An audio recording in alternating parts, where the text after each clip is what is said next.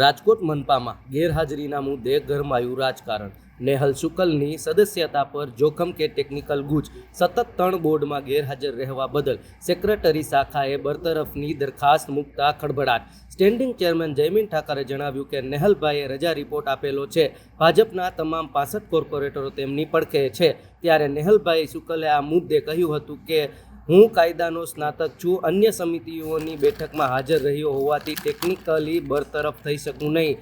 Budget બેઠકો બાદ કાયદાકીય અભિપ્રાય લઈને લેવાશે આખરી નિર્ણય। ઈશ્વરની મારા ઉપર કૃપા અને આશીર્વાદ રહ્યા છે કે દરેક સારા કામમાં હું ક્યાંક નિમિત્ત બનતો આવ્યો છું અથવા મને એમાં સહભાગી થવાનું મળ્યું છે। જીપીએમસી એક્ટની પણ નાની મોટી સ્પષ્ટતાઓ જે બાકી હશે એમાં ક્યાંક ને ક્યાંક મારું નામ આવ્યું અને હું નિમિત્ત બન્યો છું, એનો મને આનંદ છે અને ભગવાનની કૃપા છે।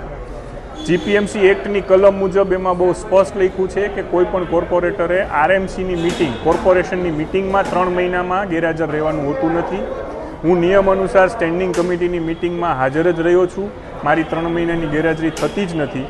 અને ખાસ ઉલ્લેખનીય છે કે જ્યારે હું 20મીએ જનરલ બોર્ડ હતું ને 19મીએ મેં અહીંયા કોર્પોરેશનમાં બધા જ મેયરશ્રીની ચેમ્બરમાં મેયરશ્રી નૈનાબેન, સ્ટેન્ડિંગ કમિટીના ચેરમેન જયમીનભાઈ, રાજકોટ ભાજપના શહેર અધ્યક્ષ શ્રી માધવભાઈ, મનીષભાઈ રાડિયા અને લીલુબેન જાદવ, આ બધા અને સેક્રેટરી પોતાની સાથે મિટિંગ કરેલી હતી અને એમાં બહુ સ્વયં સ્પષ્ટ રીતે અભ્યાસ બહાર આવતો હતો કે આરએમસીમાં કોર્પોરેશન મિટિંગ એવું જીપીએમસી એક્ટમાં લખ્યું છે, જેમાં સ્ટેન્ડિંગ કમિટીની મિટિંગનો પણ સમાવેશ થાય। એટલે મારા કોઈ નિયમ ભંગનો પ્રશ્ન જ નથી, હું હંમેશા કાર્યરત રહ્યો છું। અને સેક્રેટરીને કદાચ કોઈ એવું માર્ગદર્શન આપ્યું હશે કે ભાઈ તમારે પત્ર લખીને કમિશનરને જાણ કરવી જોઈએ, માટે એમણે પત્ર લખ્યો હોય આવું મારું સ્પષ્ટ માનવાનું છે। રાજકોટ ભારતીય જનતા પાર્ટીના અમારા કોર્પોરેટર શ્રી નેહલભાઈ શુક્લ ખૂબ સિનિયર કોર્પોરેટર છે। ગઈકાલે મને રાજકોટ મહાનગરપાલિકાના ઇન્ચાર્જ સેક્રેટરી દ્વારા ધ્યાનમાં મૂકવામાં આવ્યું કે સાહેબ 3 બોર્ડમાં નેહલભાઈ શુક્લ જનરલ બોર્ડમાં ગેરહાજર હતા। એટલે આખો ઇસ્યુ મેં બોર્ડનો એની પાસેથી મેં નોટબુક ચોપડો જે સહી કરતા હોય મંગાવ્યું। 3 બોર્ડમાંથી 1 બોર્ડની અંદર નેહલભાઈ શુક્લે રજા રિપોર્ટ મૂક્યો છે। એટલે એઝ ઓન ડેટ અને એઝ પર રૂલ્સ નેહલભાઈ શુક્લનું કહેવાનું એમ છે કે હું બરતરફ ન થઈ શકું, જેની સાથે મારો ક્યાંક ને ક્યાંક સૂર છે કે નેહલભાઈ શુક્લ બરતરફ ન થાય। પરંતુ સેક્રેટરી શ્રી સાથે મારી જે વાતચીત થઈ મુજબ બીપીએમસી એક્ટ અને ધ જીપીએમસી એક્ટ મુજબ રજા રિપોર્ટ મૂક્યા બાદ પણ એમનું કહેવાનું એમ છે કે ભાઈ 3 વખત ગેરહાજર રહીએ તો આપણે અમારી ફરજની જે કાર્યવાહી કરવી પડે। આ કાયદાકીય અને ટેકનિકલી મુદ્દો છે। નેહલભાઈ શુક્લની સાથે ભારતીય જનતા પાર્ટીના સૌ કોર્પોરેટરો, સૌ સંગઠન અમે નેહલભાઈની સાથે છીએ। અને નેહલભાઈ અમારા સિનિયર કોર્પોરેટર અને એમનું પરિવાર ખાસ કરીને એ ભારતીય જનતા પાર્ટીનું બહુ વર્ષો જૂનું પક્ષ માટે સેવા કરતું આવ્યું છે। પરંતુ આ ટેકનિકલ મુદ્દો છે એટલે હવે હું મહાનગરપાલિકાની કાયદા શાખાની અને સેક્રેટરી બ્રાન્ચને મારી બજેટની બેઠક પૂરી થઈ ગયા બાદ બોલાવવાનો છું અને શું નિર્ણય થાય છે મિત્રો આપ સૌને હું જણાવીશ। પરંતુ આવું ભૂતકાળમાં પણ બન્યું છે, પણ ટેકનિકલી જોવા જઈએ તો એક બેઠકની અંદર નેહલભાઈ શુક્લે રજા રિપોર્ટ મૂક્યો છે। એવું નથી કે 3 બેઠકની અંદર રજા રિપોર્ટ વગર નથી આવ્યા તોય કાયદેસર રીતે બરતરફ થઈ શકે, પરંતુ એક વખત એને રજા રિપોર્ટ મૂક્યો છે અને આવી રીતે ચૂંટાયેલા જનપ્રતિનિધિઓ ઘણી વખત ક્યારેક કોઈ કારણોસર રજા રિપોર્ટ મૂકીને ગેરહાજર રહેતા હોય।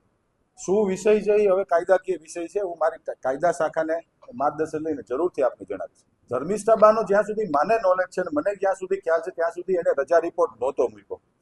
3 બોર્ડમાં એ ગેરહાજર હતા અને રજા રિપોર્ટ વગર મારા ધ્યાનમાં છે ત્યાં સુધી, હું કદાચ રોંગ પણ હોઈ શકીશ, મારા ધ્યાનમાં છે ત્યાં સુધી એને રજા રિપોર્ટ નહોતો મૂક્યો એટલે બરતરફ કરવામાં આવ્યા। એટલે એણે મને પણ કહ્યું છે, ગઈકાલે બજેટની મિટિંગની અંદર અમે મિટિંગ પૂરી થઈ ગયા બાદ બેઠા હતા હું અને નેહલભાઈ શુક્લ, મને પણ કહ્યું છે।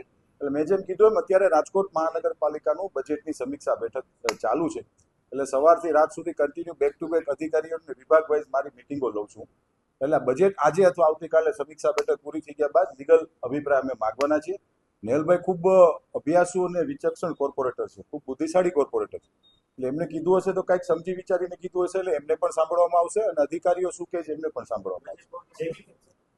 એટલે મેં આપને એ જ કીધું ને, બજેટ બોર્ડ તો હજી વાર છે, પરંતુ એ પહેલા તો કાયદાકીય રીતે અમે લોકો નિષ્ણાંતોને પૂછીને શું નિર્ણય આવે આપને જરૂરથી જણાવીએ। ના એવો કોઈ વિષય જ નથી। અમારી પાર્ટીની અંદર જ્યારે કોરમની અંદર જ્યારે બેઠા હોય છે ત્યારે દરેક કોર્પોરેટરને દરેક ચૂંટાયેલા જનપ્રતિનિધિને પોતાની વાત મૂકવાનો અધિકાર હોય છે। હું પણ મુક્ત હોઉં છું, નેહલભાઈ પણ મુકતા હોય છે અને અન્ય કોર્પોરેટર પણ મુકતા હોય છે. અમારા પક્ષની અંદર ખાસ કરીને ભારતીય જનતા પાર્ટીમાં એવો કોઈ વિષય નથી, કોઈ વિવાદ નથી. આપ જે કહો છો પણ વાત મૂકવાનો અધિકાર તો દરેકને હોય છે. એ દેશ ઉપર જ નેહલભાઈ વાત મૂકે.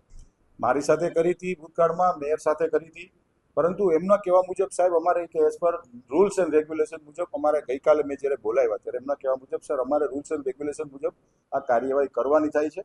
એટલે એમને એની કાર્યવાહી કરી છે. અમારા પક્ષ તરફથી અમે અમારી કાર્યવાહી કરવા જઈ રહી. બિલકુલ ન ઈચ્છે હું નહીં, આખી અમારી પક્ષ ન હોય છે. અને કોઈ પણ કોર્પોરેટર રાજનીતિની અંદર કોઈ પણ રાજકીય પક્ષનો કોર્પોરેટર પર તરફ ન થવો જોઈએ, બહુ મારું સ્પષ્ટ માનવું છે. દરેકને કાયદાકીય રીતે લડવાનો અધિકાર છે. એ મુજબ માનીય નેહલભાઈ શુક્લ હોય કે કોઈ પણ કોર્પોરેટર હોય. આ 5 વર્ષમાં આવી પહેલી ઘટના બની છે. એટલે આના અમારી પક્ષની સંવેદના નેહલભાઈ શુક્લ સાથે હશે અને અમે કાયદેસર રીતે જોઈ લઈશું. 2 દિવસ મેં જેમ કીધું 2 કે 3 દિવસ પહેલા જ આ વિષય મારા ધ્યાનમાં માનનીય સેક્રેટરીશ્રીએ મૂક્યો હતો. એટલે મેં કીધું બજેટ પછી જોઈ લઈએ છીએ, પણ એમની સ્વાભાવિક છે કે એ તો ગવર્મેન્ટ ક્લાસ 2 ઓફિસર છે. એમને એમની ફરજની કામગીરી કરવી પડતી હોય, કારણ કે નેક્સ્ટ બજેટની સ્ટેન્ડિંગ કમિટી આવતી હતી બેઠકની, અને 20મી કે 19-20મી તારીખની આસપાસ બજેટનું બોર્ડ છે. એટલે એમને એની ભૂમિકા નિભાવી છે. અમે અમારી કાયદાકીય રીતે અમે લડશું. 0.5% જૂથવાદ રાજકોટ મહાનગરપાલિકામાં ક્યાંય કોઈ પણ જાતનો જૂથવાદ છે જ નહીં. મેં પહેલા જ કીધું છે કે નેહલભાઈ શુક્લ અમારા કોર્પોરેટર છે, ભારતીય જનતા પાર્ટીના કોર્પોરેટર છે, અને 66માંથી 65 કોર્પોરેટર નેહલભાઈ શુક્લ સાથે છે. આમાં મ્યુનિસિપલ કમિશનરનો સેક્રેટરીએ જે પત્ર લખ્યો છે અને માર્ગદર્શન માંગ્યું છે, કાયદાકીય રીતે મેં પહેલા જ કીધું કે 66માંથી એક નેહલભાઈને બાદ કરતા 65 કોર્પોરેટર નેહલભાઈ શુક્લની સાથે અમે રહેવાના છે. નહીં, એવું ન હોય. પકડ તો બધાની હોય છે. તંત્ર ઉપર પકડ ભારતીય જનતા પાર્ટીની હોય છે. પરંતુ મેં જેમ કીધું એમ કે કોઈ પણ સનદી અધિકારી હોય કે કોઈ પણ ક્લાસ 1 ઓફિસર હોય છે, એને એની કામગીરીના ભાગરૂપે એને એની કામગીરી કરી છે. હવે અમે કાયદાકીય રીતે હું મારી લીગલ બ્રાન્ચને બોલાવી અને જાણી અને ચોક્કસથી આપને જણાવીશ. એઝ પર માય નોલેજ મેં જેટલી જાણકારી ગઈકાલે રાત્રે 8 વાગે મિટિંગ પૂરી થઈ ગયા બાદ થોડી ઘણી માહિતી મારી પાસે છે, ત્યાં સુધી બરતરફ ટેકનિકલી નથી થતા. કારણ કે મેં જેમ કીધું એમ 3 બોર્ડમાંથી 1 બોર્ડમાં એણે રજા રિપોર્ટ મૂક્યો છે.